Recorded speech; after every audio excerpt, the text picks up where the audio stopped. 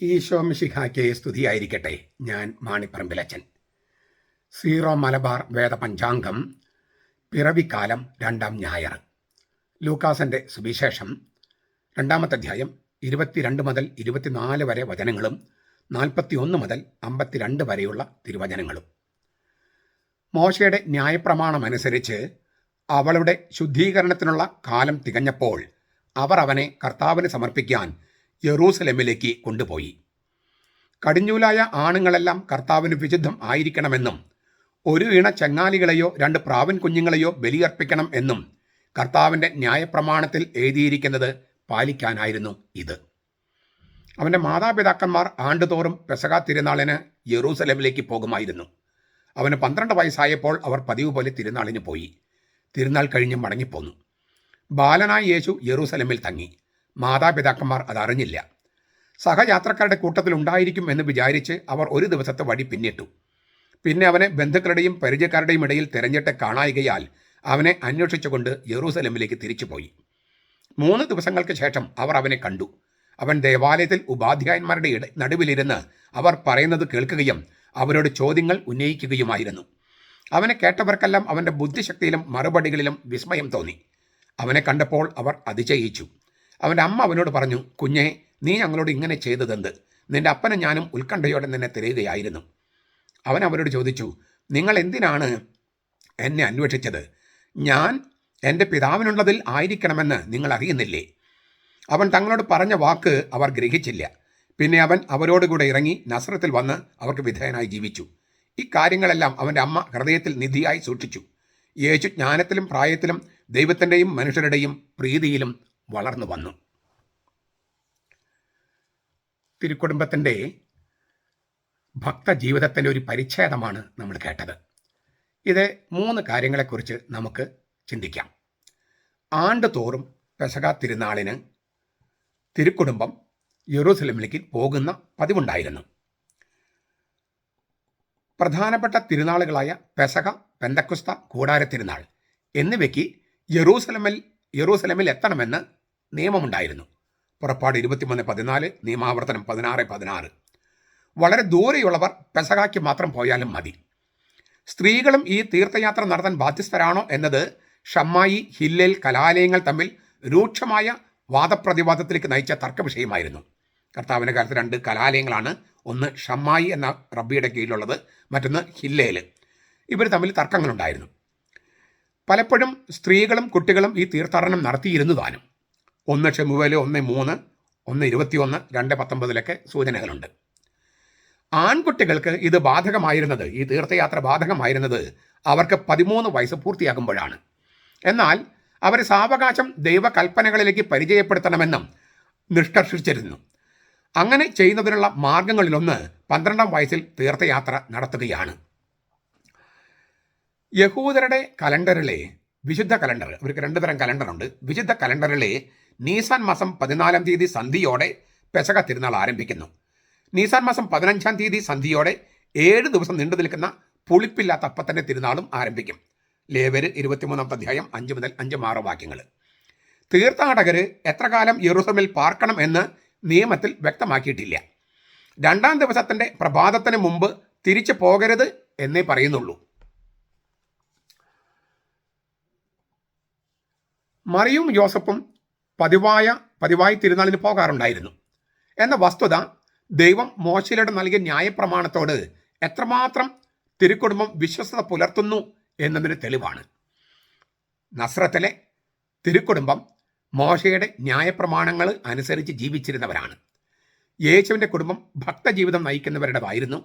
മതത്തിൻ്റെ നിയമങ്ങൾ അനുസരിക്കുന്നവരുടേതായിരുന്നു. അതുകൊണ്ട് കർത്താവ് എല്ലാ മത ആചാരങ്ങൾക്കും എതിരായിരുന്നു, വിപ്ലവകാരിയായിരുന്നു, ഉൽപ്പതിഷ്ണുവായിരുന്നു, ലിബറൽ അല്ലേ, സാപത്ത് ലംഘിച്ചവനാണ് എന്നെല്ലാം പറഞ്ഞ് പഠിപ്പിക്കുന്നത് ഈ ബൈബിളിലെ വെളിപാടിനോട് ചേർന്ന് പോകില്ല. സാപത്ത് കർത്താവ് ലംഘിക്കുകയല്ല ചെയ്തത്. സാപത്ത് ലംഘിച്ചുവെന്ന് കർത്താവിനെക്കുറിച്ച് ആരോപണം ഉന്നയിക്കുകയാണ് ചെയ്തത്. സാപത്ത് എങ്ങനെ ആചരിക്കണമെന്നാണ് കർത്താവ് പഠിപ്പിച്ചത്, സാപത്ത് ലംഘിക്കാനല്ല. അതുകൊണ്ട് എല്ലാ നിയമങ്ങളും ലംഘിച്ച ഉൽപ്പതിഷ്ണു, ലിബറൽ, വിപ്ലവകാരി അങ്ങനെയൊന്നും യേശുവിനെ ചിഹ്നപ്പെടുത്താൻ കഴിയില്ല. അങ്ങനെയൊക്കെ ഈ വിമോചന ദൈവശാസ്ത്രത്തിൻ്റെ ആളുകളൊക്കെ അങ്ങനെ അവതരിപ്പിച്ചിരുന്നു. ഇപ്പോഴും ചിലരും അങ്ങനെ അവതരിപ്പിക്കുന്നുണ്ട്. അതുകൊണ്ടാണ് ഞാനത് സൂചിപ്പിച്ചത്. ഈ തീർത്ഥയാത്രയുടെ ആഴമേറിയ അർത്ഥം എന്തെന്ന് നാം മനസ്സിലാക്കണം. ആണ്ടുവട്ടത്തിൽ 3 പ്രാവശ്യം ദേവാലയത്തേക്ക് പോകുന്നതിലൂടെ ദൈവത്തിൻ്റെ തീർത്ഥാടക ജനമാണ് ഇസ്രായേൽ എന്ന് ഓർമ്മപ്പെടുത്തുകയാണ്. എപ്പോഴും തങ്ങളുടെ ദൈവത്തിങ്കിലേക്ക് യാത്ര പോകുന്ന ദൈവജനം, അതാണ് അതിൻ്റെ അർത്ഥം. ആ തീർത്ഥയാത്രകളിൽ ഏക ദൈവാലയത്തിൽ ദൈവവുമായുള്ള കൂടിക്കാഴ്ചയിൽ നിന്നാണ് അവർ തങ്ങളുടെ സ്വത്വബോധവും ഐക്യതയും യോജിപ്പും കൈവരിച്ചത്. ദേവാലയത്തിലേക്കും ദൈവത്തിങ്കിലേക്കുമുള്ള വഴിയിലായിരിക്കുന്ന വലിയ തീർത്ഥാടക സമുദായത്തിനുള്ളിൽ തിരുക്കുടുംബം യോസഫും മറിയവും ഈശോയും അവരുടെ സ്ഥാനം കണ്ടെത്തുകയാണ്. അപ്പോൾ തീർത്ഥാടക ജനമാണ്. നമ്മൾ എല്ലാ ദിവസവും പള്ളിയിലേക്ക് പോകുന്നു. അതിന് ഒരു അർത്ഥമുണ്ട്. ഇപ്പം നമ്മുടെ നാട്ടിലാണെങ്കിൽ പള്ളിയോട് ചേർന്നാണ് സിമിത്തേരിയും. അതായത് എല്ലാ ദിവസവും നമ്മൾ പള്ളിയിൽ പോകുന്നത് ദൈവത്തിങ്കിലേക്ക് തിരിഞ്ഞിരിക്കുന്ന ഒരു ജനമാണ് എന്ന് മാത്രമല്ല, സ്വർഗത്തിലേക്ക് തീർത്ഥയാത്ര ചെയ്യുന്നവരാണ്. ഒരു ദിവസം നമ്മൾ പോയി തിരിച്ചു വരില്ല. അപ്പോൾ ആ തീർത്ഥയാത്ര എല്ലാ ദിവസവും ഓർമ്മിപ്പിക്കുകയാണ്. നമ്മൾ ദേവാലയത്തിൽ പോകുന്നത് കൃപ കിട്ടാൻ വേണ്ടി മാത്രമല്ല, നമ്മൾ സ്വർഗത്തെ ലക്ഷ്യം വെച്ച് തീർത്ഥയാത്ര ചെയ്യുന്നവരാണ്. ഈ ഭൂമിയിൽ സ്ഥിരമായ വാസസ്ഥാനം നമുക്കില്ല, സ്ഥിരമായ വീട് നമുക്കില്ല. ഈ ഒരു കാര്യം നമ്മൾ എല്ലാ ദിവസവും ഓർമ്മപ്പെടുത്തുകയാണ് പള്ളിയിലേക്ക് നമ്മൾ തീർത്ഥയാത്ര പോകുമ്പോൾ. രണ്ടാമത്തെ കാര്യം, 12 വയസ്സായപ്പോൾ യേശുവിന് 12 വയസ്സായപ്പോൾ പോയി എന്നുള്ളതാണ്. ഈ യഹൂദ കുട്ടികളുടെ ബാല്യകാലം എങ്ങനെയാണ് ചെലവഴിച്ചിരുന്നത്? 3 വയസ്സ് വരെയാണ് അമ്മ കുഞ്ഞിന് അമ്മിഞ്ഞ പാല് കൊടുക്കുന്നത്, മുല കുടിക്കുന്ന പ്രായം. അത് 3 വയസ്സ് വരെയാണ്. ശിശുവിൻ്റെ വസ്ത്രത്തിൽ ആദ്യമായി തൊങ്ങലുകളും നീല നാടകളൊക്കെ കെട്ടിത്തുടങ്ങുന്നത് ഈ 3 വയസ്സിലാണ്. സംഖ്യയുടെ പുസ്തകം 15, 38, 41, നിയമാവർത്തനം 22, 12. 7 വയസ്സ് വരെ അമ്മയുടെയും അപ്പൻ്റെയും ശിക്ഷണത്തിലാണ്. വീട്ടിൽ അല്ലേ, ഗ്രാമത്തിലും കുട്ടികൾ അങ്ങനെയൊക്കെ ആയിട്ടാണ്. നിയമാവർത്തനം 2:4 കാണുന്നതും തോൾ ചുരുളുകളിൽ രേഖപ്പെടുത്തിയിരിക്കുന്നതുമായ വിശ്വാസ പ്രമാണം കാണാപാഠം പഠിച്ചു തുടങ്ങുന്നത് 5-ാം വയസ്സ് മുതലാണ്. അതിൻ്റെ കൂട്ടത്തിൽ ഹല്ലേൽ സങ്കീർത്തനങ്ങളും ചൊല്ലാൻ പഠിക്കണം. 113 മുതൽ 118 വരെയുള്ള സങ്കീർത്തനം, 136-ാം സങ്കീർത്തനം, ഇവയാണ് ഹല്ലേൽ സങ്കീർത്തനം എന്ന് പറയുന്നത്.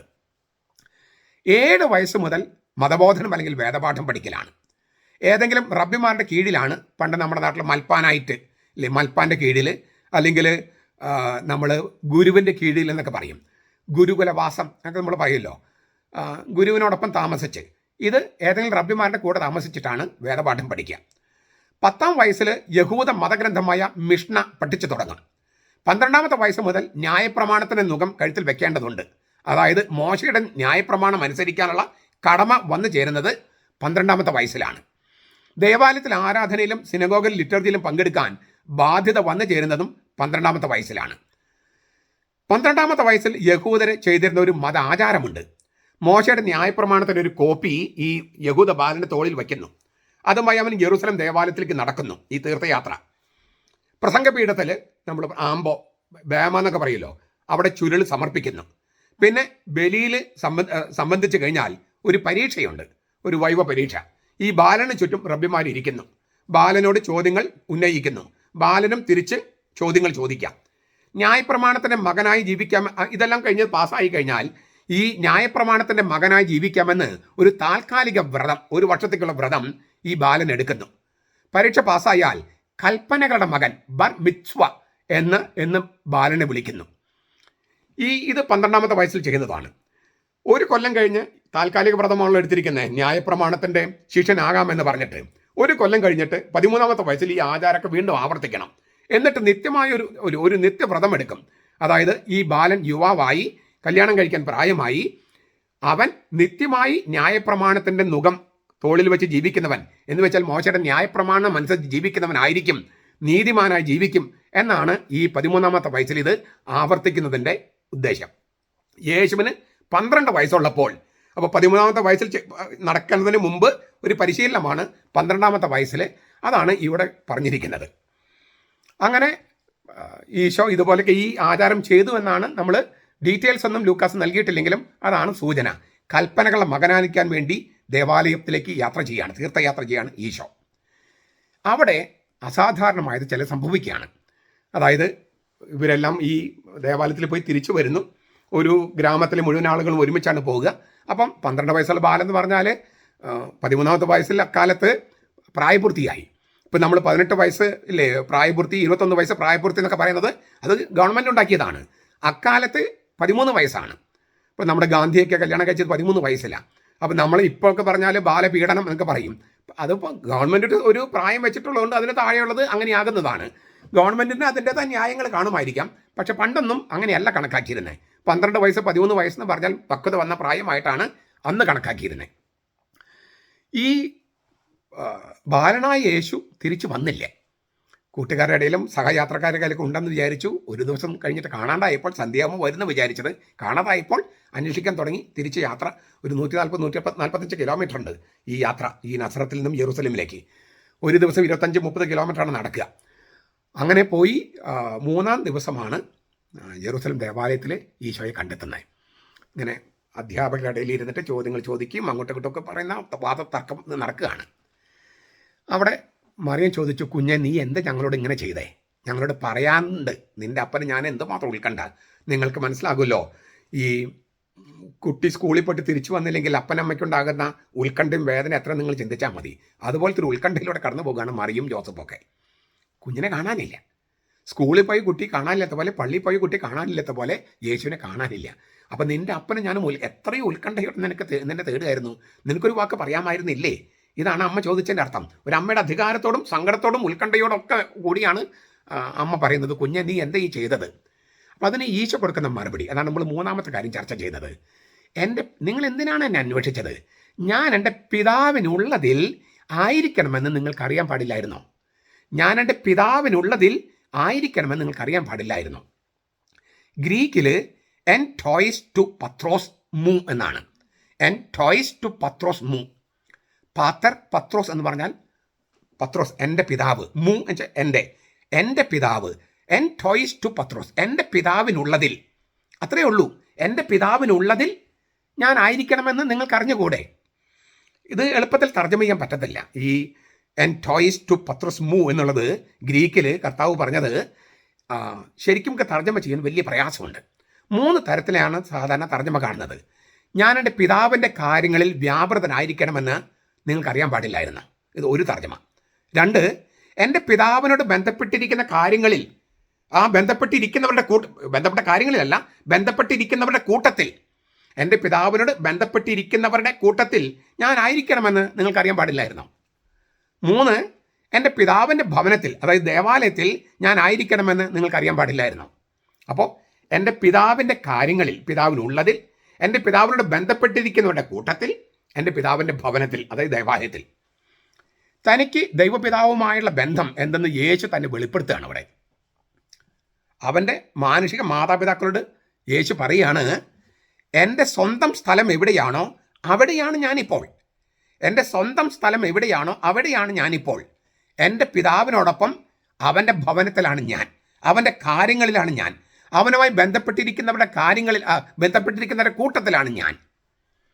എന്ന് വെച്ചാൽ ഈശോ മറിയത്തെ തിരുത്തുകയാണ്. കുഞ്ഞെ, നിൻ്റെ അപ്പനെ ഞാനും ഉത്കണ്ഠയോടെ തന്നെ അന്വേഷിക്കുകയായിരുന്നു എന്ന് പറഞ്ഞിരുന്നല്ലോ. ആ അമ്മയെ തിരുത്തുകയാണ് ഈശോ. എൻ്റെ പിതാവ് ജോസഫ് അല്ല, മറ്റൊരുവനാണ്, ദൈവം തന്നെയാണ്. ഞാൻ അവിടുത്തെ സ്വന്തമാണ്. ഇവിടെ ഞാൻ അവിടുത്തോടൊപ്പമായിരിക്കുന്നു. യേശുവിൻ്റെ ദൈവപുത്രത്വം ഇതിനേക്കാൾ വ്യക്തമായി അവതരിപ്പിക്കേണ്ടതില്ല. അത്രയും കൃത്യമായിട്ടാണ് പറഞ്ഞിരിക്കുന്നത്. എന്തുകൊണ്ടാണ് ഞാൻ ഇങ്ങനെ ഇത് ആവർത്തിക്കുന്നത് മനസ്സിലായോ? ഇപ്പോഴും പല കത്തോലിക്ക സെമിനാരികളിലും ഈശോ ദൈവമാണെന്ന കാര്യം ഈശോയ്ക്ക് അറിയാൻ പാടില്ലായിരുന്നു എന്ന് പഠിപ്പിക്കുന്നുണ്ട്. ഇപ്പോഴുണ്ട്. ഈശോ ദൈവമാണെന്ന കാര്യം ഈശോയ്ക്ക് അറിയാൻ പാടില്ലായിരുന്നു എന്ന് പഠിപ്പിക്കുന്ന ദൈവശാസ്ത്രജ്ഞന്മാരുണ്ട്. അവരെ തിരുത്താൻ പറ്റാത്ത സഭാ നേതൃത്വമുണ്ട്. പല സെമിനാരികളിലുമുണ്ട്. നമ്മുടെ സഭ ഈ മുന്നോട്ട് പോകാത്തതിൻ്റെ കാരണങ്ങളിൽ ഒന്ന് ശരിയായി ബൈബിൾ പഠിപ്പിക്കാത്തതാണ് എന്ന് ഞാൻ വിശ്വസിക്കുന്നു. ശരിയായി ബൈബിൾ പ്രബോധനം കൊടുക്കാതെ 100,000 സബ്ജക്റ്റുകൾ പഠിപ്പിക്കുന്നുണ്ട്. എന്നാൽ ശരിക്കും പഠിപ്പിക്കേണ്ടത് ബൈബിളാണ്. അത് ശരിക്കും പഠിപ്പിക്കുന്നില്ല. ആരെങ്കിലും പോയി ഡോക്ടറേറ്റ് എടുത്ത് വരും, അവരെ ഒന്ന് അക്കോമഡേറ്റ് ചെയ്യാനായിട്ട് സെമിനാറിലാക്കും, അവർക്ക് ഇഷ്ടമുള്ളത് പഠിക്കും. അവർ പഠിച്ച ചില സംഗതികൾ അത് കത്തോലിക്ക സഭയുടെ മതബോധനമായി ചേർന്ന് പോകുന്നുണ്ടോ എന്ന് പോലും പലപ്പോഴും പരിശോധിക്കാറില്ല. ഈ പഠിപ്പിക്കുന്ന പ്രൊഫസർമാരെ ഒന്നും നിയന്ത്രിക്കാനായിട്ട് പലരും ശ്രമിക്കാറില്ല. അതായത് ബന്ധപ്പെട്ട ഉത്തരവാദിത്തപ്പെട്ടവർ ശ്രമിക്കാറില്ല. ഈ ഞാൻ എൻ്റെ പിതാവിൻ്റെ കാര്യങ്ങളിലാന്ന് 12 വയസ്സുള്ള ഈശോയെ പറയണേ. അപ്പോൾ ഈശോ താൻ ആരാണെന്ന് ഈശോയ്ക്ക് അറിയാൻ പാടില്ലായിരുന്നോ? താൻ ദൈവപുത്രനാണെന്ന് ഈശോയ്ക്ക് അറിയാൻ പാടില്ലായിരുന്നോ? ഞാൻ പല സെമിനാരികളിലും പഠിപ്പിക്കുമ്പോൾ ഇങ്ങനെയുള്ള ദൈവശാസ്ത്രജ്ഞന്മാർ പഠിപ്പിച്ചതിന് പിന്നാലെയാണ് ഞാൻ പലപ്പോഴും ചെല്ലണേ. അപ്പോൾ അവർ ചോദിക്കുന്നത്, ആ പ്രൊഫസർ ഇങ്ങനെ പറഞ്ഞിരുന്നു, ഈ പ്രൊഫസർ ഇങ്ങനെ പറഞ്ഞിരുന്നു, അച്ഛൻ എന്ത് പറയുന്നു? ഞാൻ അവരോട് തിരിച്ചൊരു ചോദ്യമാണ് ചോദിക്കാറ്. ഓക്കെ, ആ പ്രൊഫസർ പറഞ്ഞത് സത്യമാണെന്ന് തന്നെ വിചാരിക്കുക. നിങ്ങൾക്ക് ആർക്കെങ്കിലും നിങ്ങളുടെ ഇടവക പള്ളിയിൽ പോയിട്ട് ഇക്കാര്യം പറയാൻ പറ്റുമോ? യേശു ദൈവമാണെന്ന കാര്യം യേശുവിന് അറിയാൻ പാടില്ലായിരുന്നുവെന്ന് നിങ്ങൾക്ക് ഏതെങ്കിലും പള്ളിയിൽ പ്രസംഗിക്കാൻ പറ്റുമോ? അവർ പറയും പറ്റില്ല. എന്തുകൊണ്ട് പറ്റില്ല? അപ്പം ജനങ്ങൾ പറയും ഇത് കത്തോലിക്ക സഭയുടെ പ്രബോധനമല്ലെന്ന് ജനങ്ങൾ പറയും. ഇത് കത്തോലിക്ക സഭയുടെ പ്രബോധനമല്ലെന്ന് ജനങ്ങൾ പറയും. അതുകൊണ്ട് ഒരു പള്ളിയിലും പ്രസംഗിക്കാൻ പറ്റില്ല. ഞാൻ പറഞ്ഞു അതാണ് ഉത്തരം. ഈ ഫ്രാൻസിസ് മാർപ്പാപ്പ എൻ്റെ വാതിൽ എപ്പോഴും തുറന്നു കിടക്കുന്നു എന്ന പുസ്തകം ഞാനത് മലയാളത്തിൽ തർജ്ജമ ചെയ്തിട്ടുണ്ട്. ആ പുസ്തകത്തിനകത്ത് പറയുന്നുണ്ട്, കത്തോലിക്ക സഭയിൽ സാധാരണ വിശ്വാസികളുടെ വിശ്വാസത്തിന് ഒരു അപ്രമാദിത്വമുണ്ട്. ആ അപ്രമാദിത്വത്തിലാണ് മാർപ്പാപ്പ പങ്കുചേരുന്നത്.